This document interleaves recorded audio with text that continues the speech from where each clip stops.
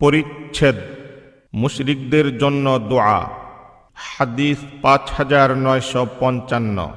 আলী ইবনু আবদুল্লাহ রহমতুল্লাহ আলাইহির সনদে আবু হুরাইরা রাদিয়াল্লাহু তাআলা আনহু থেকে বর্ণিত, তোফাইল ইবনু আমর রাদিয়াল্লাহু তাআলা আনহু রাসূলুল্লাহ সাল্লাল্লাহু আলাইহি ওয়াসাল্লামের কাছে এসে বললেন, দাউস গোত্র নাফরমানি করেছে ও অবাধ্য হয়েছে এবং ইসলাম গ্রহণ করতে অস্বীকার করেছে, সুতরাং আপনি তাদের উপর বদদুআ করুন।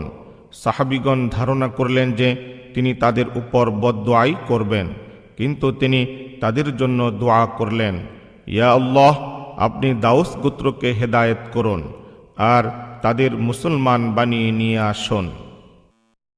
পরিচ্ছেদ নবী সাল্লাল্লাহু আলাইহি ওয়াসাল্লামের দোয়া। ইয়া